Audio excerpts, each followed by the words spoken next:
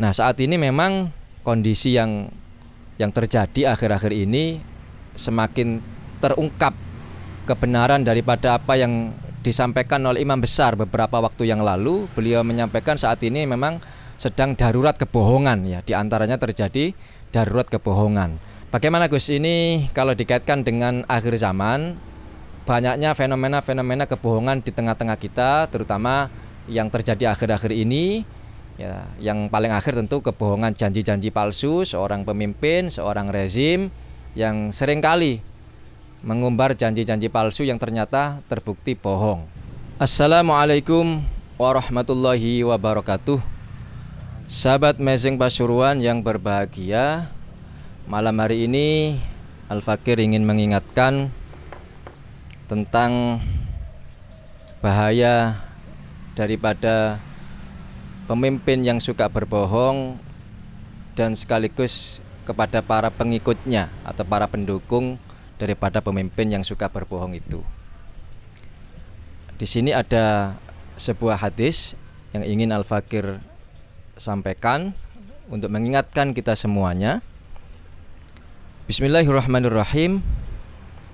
Hadis ini diriwayatkan oleh At-Tirmidzi, An-Nasa'i, dan Al-Hakim. Isma'u hal sami'tum annahu sayakunu ba'di umara faman dakhala alaihim fasaddaqahum bikadzibihim wa a'anahum ala zulmihim falaisa minni walastu minhu walaisa biwariti alayyal haud.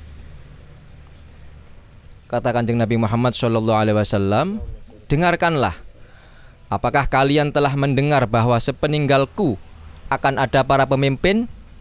Siapa yang masuk kepada mereka lalu membenarkan kedustaan mereka dan mendukung kezaliman mereka, maka dia bukan golonganku dan aku juga bukan golongannya.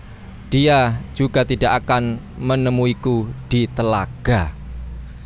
Ini ancaman kepada para pendukung pemimpin yang suka berbohong, ya. Pemimpin siapapun, apakah pemimpin mulai dari tingkat RT, RW, kemudian di tingkat desa, kecamatan, kabupaten, menteri, sampai kepada presiden sekalipun. Nah, ini ancaman bagi orang yang mendatangi pemimpin yang suka berbohong, yang zalim kepada rakyatnya, kemudian membenarkan, mendukung kezalimannya, kebohongannya itu, maka dia diancam oleh Kanjeng Nabi bukan termasuk golongan Kanjeng Nabi dan tidak akan bisa meminum di telaganya Kanjeng Nabi kelak di hari kiamat. Nah, saat ini memang kondisi yang terjadi akhir-akhir ini semakin terungkap kebenaran daripada apa yang disampaikan oleh imam besar beberapa waktu yang lalu. Beliau menyampaikan saat ini memang sedang darurat kebohongan, ya, diantaranya terjadi darurat kebohongan. Dan ternyata terbukti setelah imam besar menyampaikan ada darurat kebohongan, kemudian beberapa waktu kemudian kasus Sambo yang penuh dengan rekayasa kebohongan terungkap ke publik, yang dimana di situ melibatkan banyak aparat sampai perwira dan sebagainya terlibat di dalam mendukung kebohongan itu. Bahkan kemarin-kemarin ini yang sedang ramai kenaikan harga BBM ini juga banyak sekali yang menyoroti bahwasanya ada janji-janji palsu, janji-janji bohong, hoax, yang katanya tidak akan menaikkan BBM bersubsidi sampai akhir tahun. Ternyata sekarang belum akhir tahun sudah naik, dan ini dampaknya sudah nyata di tengah-tengah masyarakat, ada gejolak di mana-mana. Nah, ini oleh karena itu kita ingin mengingatkan kepada kita semuanya agar ayo jangan sampai kita menjadi salah satu daripada pendukung atau pengikut pemimpin yang suka berbohong.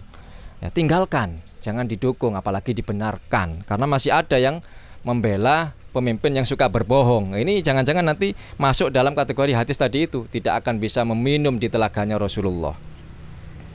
Nah, kemudian ancaman berikutnya di sini ada satu kisah yang cukup menarik. Di sini kita ngambil dari salah satu sumber, Des Jabar. Ya, di sini kisah Ramadan, nasib Abu Jahal, pemimpin tukang bohong, bekas tempat mati munculkan bau sampai kini. Judulnya ini. Dalam sejarah Islam disebut seorang tokoh pemimpin Mekah, yaitu Abu Jahal, yang dikenal sangat memusuhi Islam atau Muslim.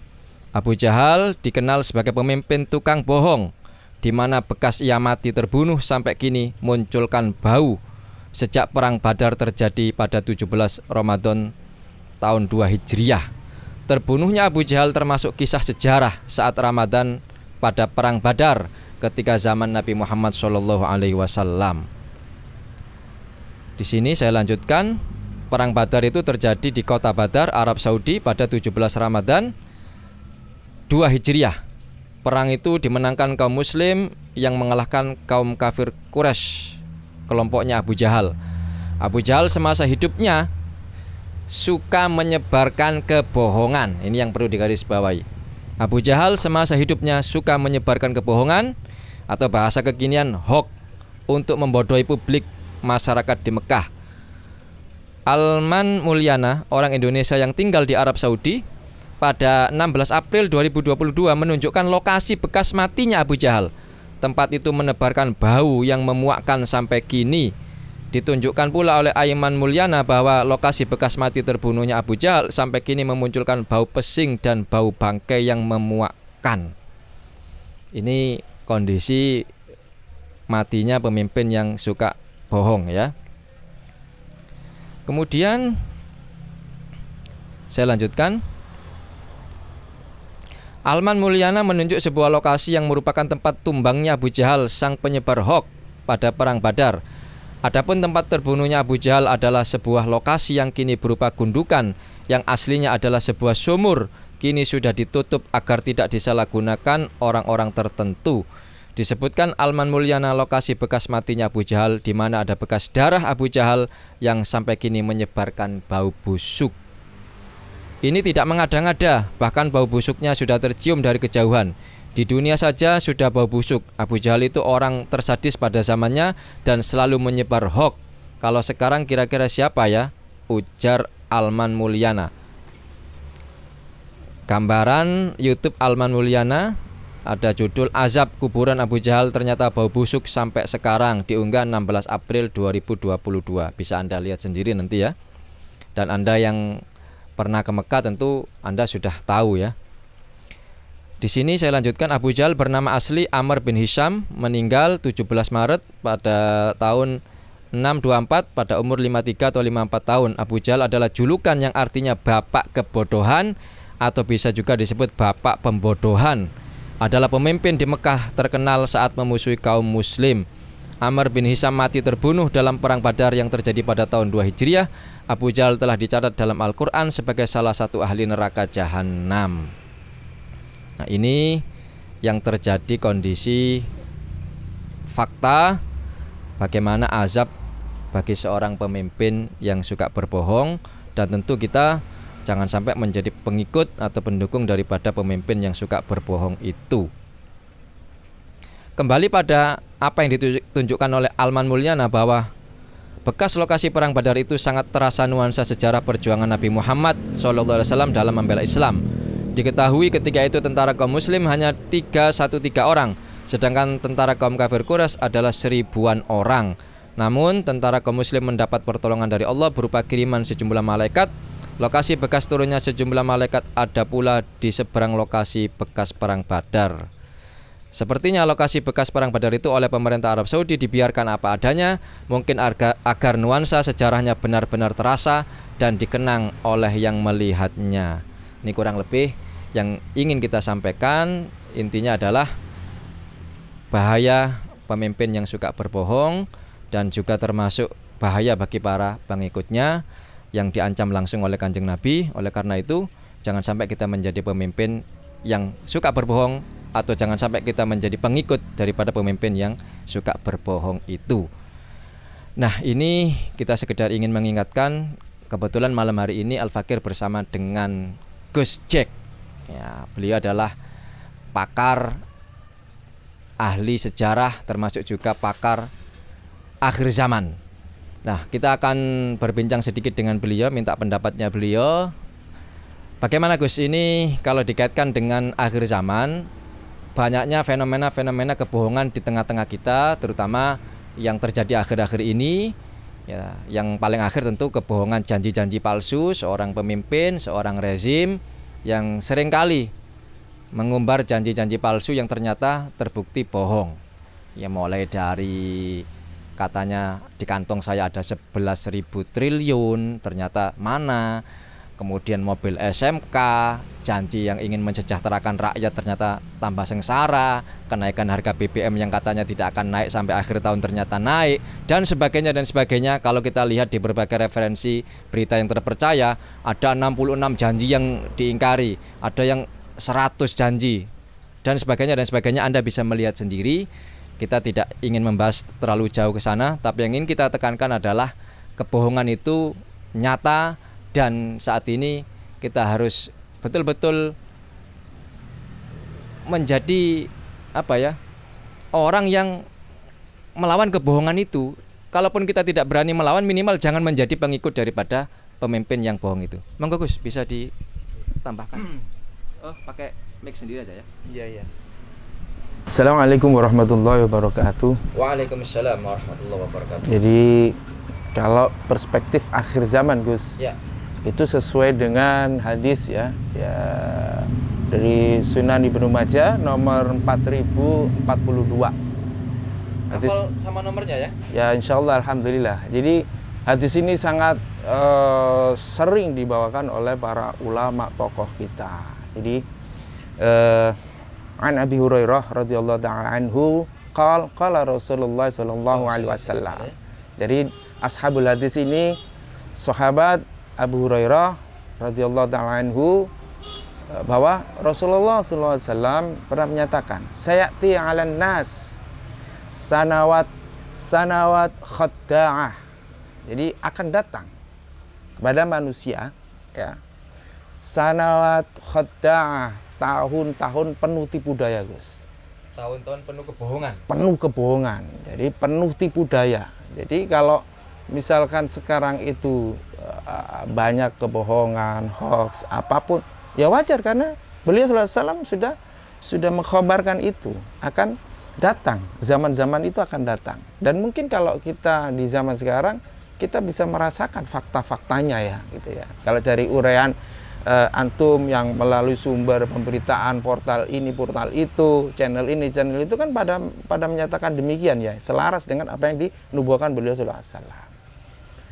Nah, di situ dijelaskan bahwa akan terjadi sanawat khadda'ah, tahun-tahun penuh tipu daya, hoax, kebohongan, kedustaan, tidak ada kejujuran. Dan ini sudah sunnatullah berarti. Sunnatullah.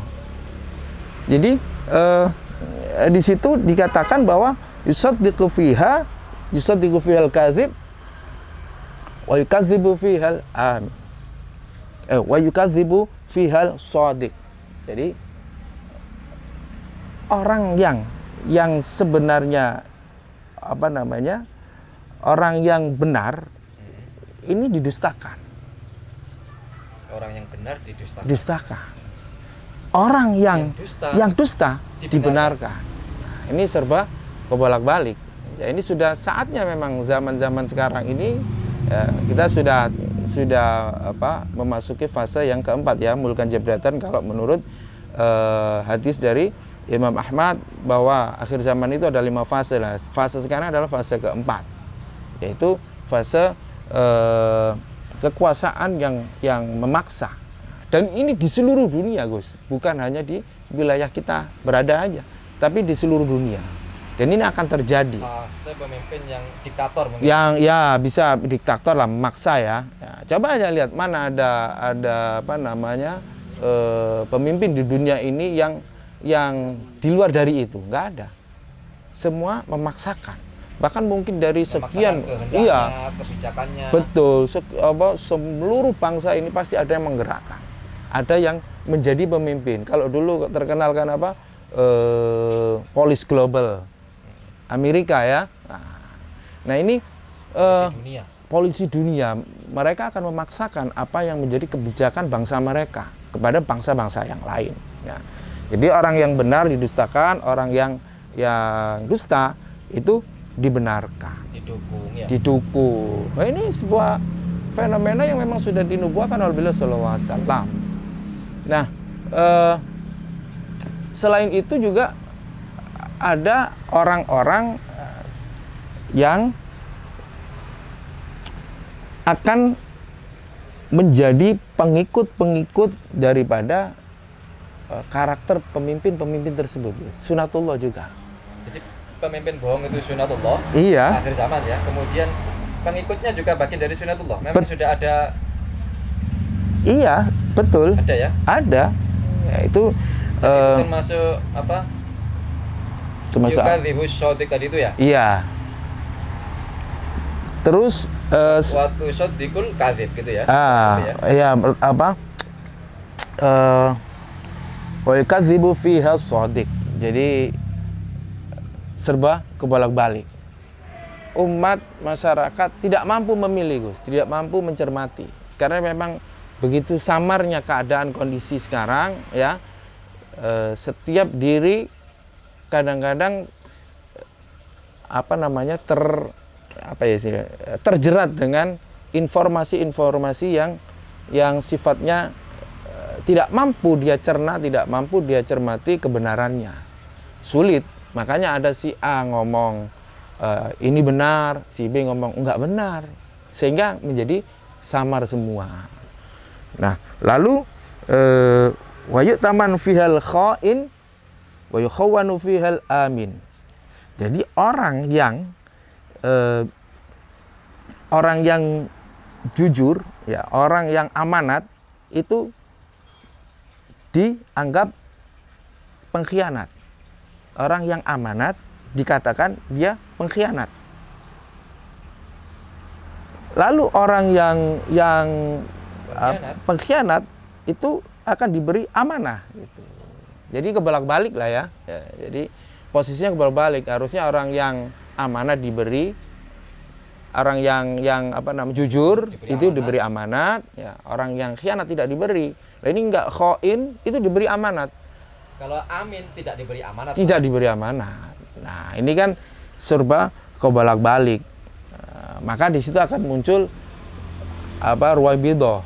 Ruwabidah, maka sahabat nanya, ruwabidah itu apa ya Rasulullah SAW? Ar-rajulu tafi fi amril ammah.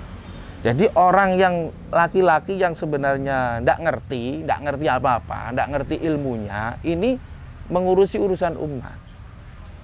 Ya, kita lihat sekarang kebijakan-kebijakan yang sebenarnya kadang tidak tepat, lalu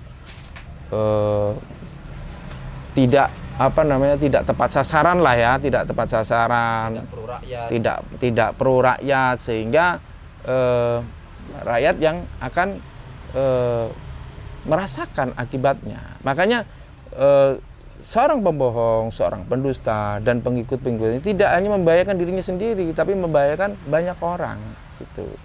Karena akan terjadi kekacauan di masyarakat, ini akan terjadi kekacauan di setiap level. Makanya ancamannya berat tadi. Ancamannya berat. Karena dia tidak hanya merugikan diri sendiri. Iya. Kebohongannya itu betul. akan merugikan rakyatnya. Betul. Ya. Makanya kan ya banyak lah ya nubuah-nubuah Nabi yang terkait dengan itu. Misalkan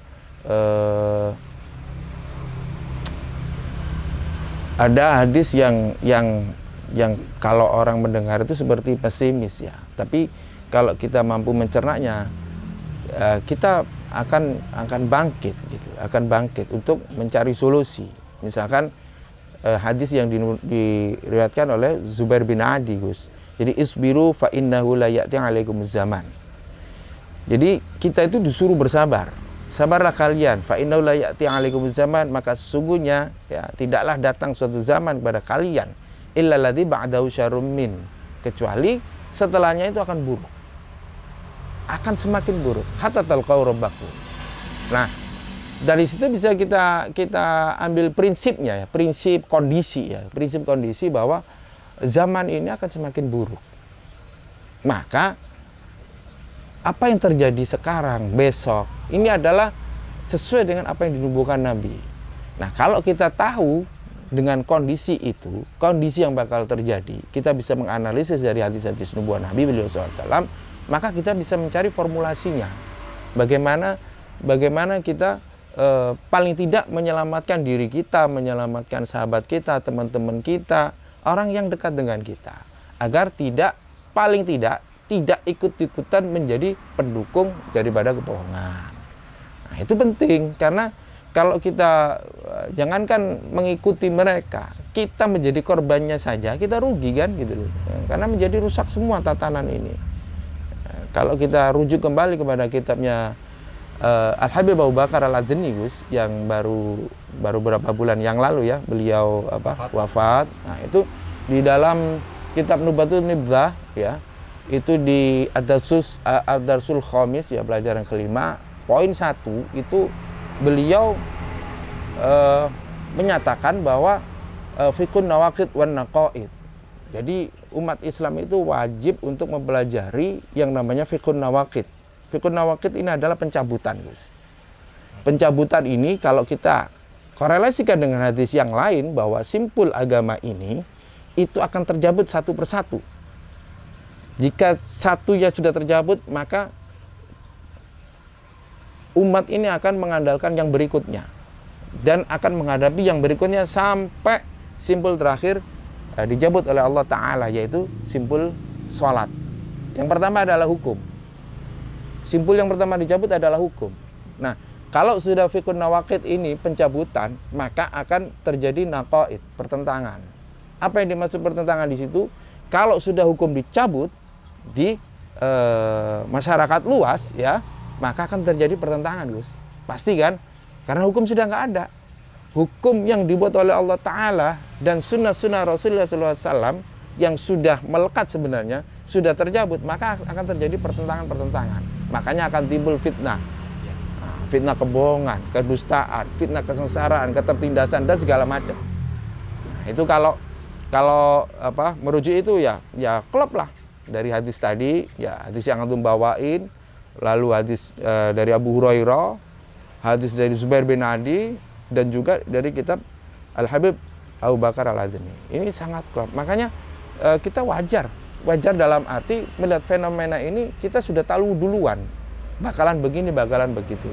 Untuk itu ya kita semampu kita untuk mencegah ya, untuk ngerem, mencegah agar hal-hal yang negatif tersebut bisa kita redam, paling tidak redam, kita reduksi, ya kita ganti kebaikan-kebaikan itu.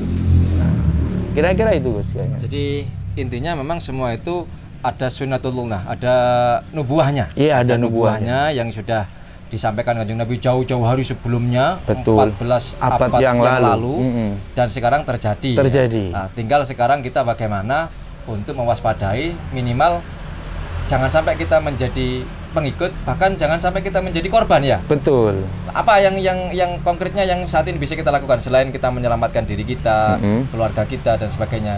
Artinya menghadapi hal semacam ini kan, ini fakta kebohongan kan bagian dari kemungkaran, Gus. Yeah. Apa yang masih bisa kita lakukan? Sementara tadi kebohongan di mana-mana. Apakah kita hanya diam? Apakah kita hanya menyelamatkan diri kita dan keluarga kita agar jangan sampai menjadi pengikut kebohongan, ataukah ada hal lain yang bisa kita lakukan, misalkan mencegah kebohongan itu misalkan? Ya, pertama prinsipnya adalah amar ma'ruf nahi mungkar, itu pasti, Gus, tidak boleh ditinggalkan.